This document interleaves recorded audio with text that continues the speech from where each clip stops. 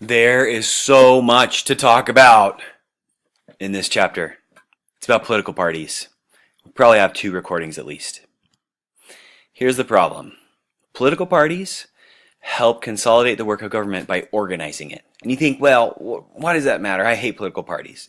Well, if that's true, you're like most Americans. In fact, increasingly what we've seen is that less people are Republicans and less people are Democrats and more people are independent or decline to state. But here's how it works. Political parties help voters make choices. They take this wide range of possibilities and they consolidate it into a couple of choices for us. They also send cues to individuals about what things are important. Remember how we talked about political socialization and the things that you thought your parents thought were important, and your parents showed you that certain issues were important, and which political party did what thing, and they maybe made a mean person out of one party and a good person out of the other party. Well, people will say, well, I'm a Republican, so I'm going to choose this, or I'm a Democrat, so I'm going to choose this, and most Democrats think this. Well, that's just kind of the way that parties work. They use those big name brand recognition to push ideas. They also help officials, elected officials in particular, take ideas and translate those into a policy. They have to get a group of people to agree, a group of really different people from across all sorts of different states, or in California, inside the legislature, across a wide range of geographic and socioeconomic positions, to try and craft laws and policies that they can then implement in the state or in the federal government. Now, increasingly, we find that Republicans don't want to work with Democrats and Democrats don't want to work with Republicans. We call that polarization. They are farther apart in terms of their ideas, what they think is important, and also their partisanship, which means that their strength to their own party. They're very, very strong. But generally, parties are pretty weak. And especially in California. In California, we have rules about parties not being able to work in local elections. They can only work at the state level. So a political party is a group that works to elect candidates. There are some major roles for parties, and these are some of them. They recruit good people to run for office. They also support candidates for that office. So parties help coordinate getting people to run for office. They also help fund those people. They also mobilize or get people out to vote. You'll find out that that's actually a really key role of the parties. Now, once people are elected, parties, they are groups of citizens that work together. So when they're elected, they work to enact political parties. So they gather support, they work together, they coordinate efforts of government. Parties actually function to help us achieve party goals, or goals of relevant individuals. Now, parties are decentralized. Each state has its own political party. There's a local chapter of the Republican Party. There's a local chapter of the Democratic Party. There are state organizations. There's a federal Republican, a federal Democratic Party. But leaders of those parties are advisors. They're not like kings. They're not like rulers. They sort of say, this is generally what we think Democrats should believe. This is generally what we think Republicans should believe. Now, they, like we said, shape elections, and they shape what's important by recruiting and organizing and supporting specific people who have specific ideas. They help run campaigns. They help organize people. They help get supporters to organize people. And then they select candidates through the nomination process. Now, you'll see this in the book. It's pretty relevant. But in 2016, there were some candidates who were outsider candidates who the party didn't generally like. For example, there were a lot of Republicans who didn't like Donald Trump. And Donald Trump essentially said, I don't like what the party's doing. But somehow, because of the popular support for him, he was able to override the party's preference and become the Republican candidate for the presidency. And he won. Alternatively, we look at the Democratic Party. We had a strong insider, in other words, like a Hillary Clinton, who worked her way through the party system, had lots of elites in the party who really liked what she was doing. And we had an outsider, Bernie Sanders, who had a lot of public support, and the party was able to squash the Sanders movement and support Hillary Clinton. And so parties function in different ways, but they select candidates who can win elections. And it doesn't always mean that someone who's grown up through the party, like Hillary Clinton, gets to win all of the elections. It's just how the party says, this candidate we think will best represent us. And sometimes parties can be overthrown, like what Donald Trump has done to the Republican Party. That's just normal. That's what happens. Now, how we get nominated for different offices varies by office and by where you're at. Presidential nominations are pretty unique because we have delegates to each convention. We have primary elections, which are sort of these pre-elections. There could be open elections where if you're a Republican, you can vote for a Democratic candidate or a Democratic for a Republican candidate. That's an open primary election. We have closed primary elections. Closed elections are where if you're Democrat, you can only vote for the Democratic nominee. If you're Republican, you can only vote for the Republican nominee. And if you're a declined estate or a non-party affiliate, you don't get to vote for anybody. Those are the different ones. Caucuses are like these big chat fests where they talk about who might be the best person. But in the primaries, we select people, delegates, who will go to the convention, and in the convention, they'll elect who will be the representative. And each state gets to run their own primary, and they also get to set what date the primaries will take place. And so, in the past couple of years, California pushed to get an earlier earlier primary, so that we'll have more of an influence.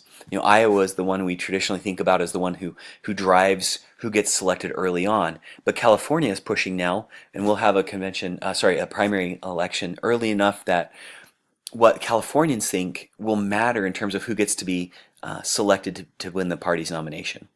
That's called front loading. Okay, now the dominance of the party is its identification. It signals what it believes and what groups of people should believe. That's their ideology. Republicans tend to be conservative. Democrats tend to be more liberal. But there's a group of individuals who are independents, who don't always just vote Republican or Democrat. They want to be able to be flexible in what they think or believe.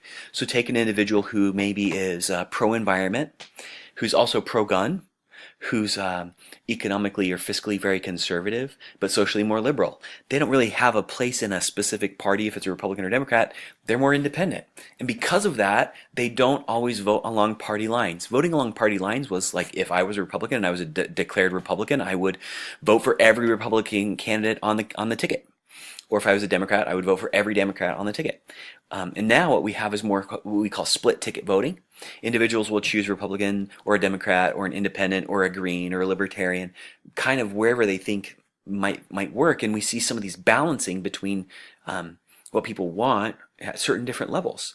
So like we talked about, parties can be weak. This is one way in which parties used to be very strong, and they'd have straight line voting, and now we have more split ticket voting. Parties generally produce a party platform, which means it's like a set of things that they want to work on, things that they have ideas of. But even then, that's really difficult, because inside the Republican Party, we have Tea Party activists, we have other more conservative, we have more liberals inside different parts of the Republican Party, and there's factionalism. There's just different functional groups, and we have to get inside the Republican Party groups of them to work together. The same things happened in the Democratic Party in terms of there are some pro-Hillary groups, there's some sort of pro-Bernie left groups, and trying to get those people to coalesce around ideas that they're all willing to work on, that can be actually very difficult for a party. So these are some of the ideas on which Democrats and Republicans differ. You can look at that up in your book, but down through the middle, it covers all of the major topics and what they think for Democrats on the left and Republicans on the right. And interesting side note, the right and left nomenclature about ideology comes from the French Parliament, where the more liberal people sat on the left and the more conservative people sat on the right. So parties haven't always been Republicans and Democrats. Republicans have changed issues on, they were the anti-slavery group, for example. Democrats used to be not that way. Anyway, every so often we have major shifts in parties' allegiances and what they practice and what they think. Generally, these are driven by divisive issues. They start with critical elections, and then what we find is that over a period of time, a party will retain power for a period of time, and we talk about these as terms of party systems. And you can look through all the party systems. I won't go over them all right now, but the major point is that we are prone right now to a seventh party system, where we'll have what we call a partisan realignment, where we think that some of these things might change. In part, we see that with the rise of Donald Trump, but earlier people have predicted sort of a pro-populist party that might arise as early as 2020. There's one set of things that might constrain why we have just two parties instead of like multiple parties. Two-party system is largely a result of the way that we conduct elections. So in each district, we elect only one individual. Because we only elect one individual for each district, like a congressional district, or one member of the Senate at a time per state, there's only one winner. And it's really hard to have multiple parties trying to vie for one seat. So that setup is called a single member, one person, plurality election. The plurality is that the person with the most votes wins. So when you have two parties, you can get closer to winning a plurality. Where if you had like 5 parties and they were all fighting, it would be hard to find a plurality winner. And what you'd find is you'd find parties trying to combine so they could win. And eventually what happens is you combine parties or ideas until you have 2 parties. That's called Duverger's law. But because of this single member plurality election, we have 2-party dominance. Now, third parties do show up from time to time, but what often happens is that that major party will take the idea from the third party and incorporate it into what they think. So this 2-party dominance is pretty predominant. It's dominant in a variety of electoral systems, but every time we have a single member plurality election, we tend to have 2-party systems. Other places where you can elect multiple members from each district, they tend to have multiple party systems, including proportional representation, where a portion of the seats go to a specific party. Which means, anyway, it's just a different system we don't have. So if we go all the way back to the founding, the framers of the Constitution did not want to have the system be too democratic. Now think about this. Remember, we had Shays' Rebellion. We had this popular uprising. Essentially, the framers of the Constitution said we need to slow people down because people are fast-thinking, quick-changing of ideas, and we want to have a stable system. So they built roadblocks in to slow people down. So senators for each state were initially chosen by the state legislatures. The Electoral College chose the president, not the popular vote. And each state was able to choose how they set up their own electoral system. Now remember, we also think back to the founding. Part of this was a result of the Articles of Confederation, where each state had all the power. So as a concession to forming a federal government, we gave states the power to determine how they would select individuals to represent them at the federal level. So federalism, how we elect people at the federal level, is largely in the control of the state. Now what we find is over time, as we've ensured rights and tried to ensure rights or guarantee rights to every individual so that they could vote, certain states were depriving individuals the right to vote.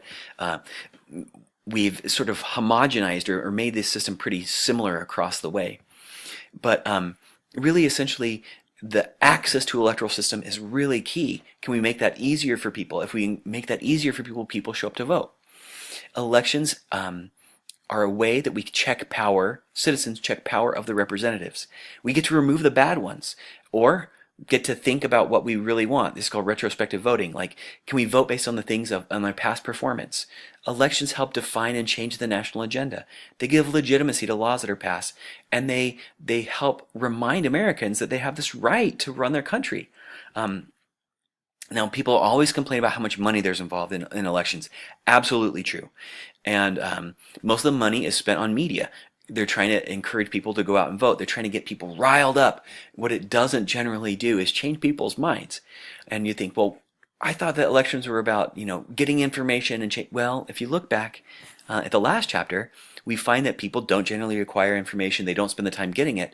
What is really, really crucial for parties and elections is that they encourage the people who already are predisposed to vote for them to go out and do it.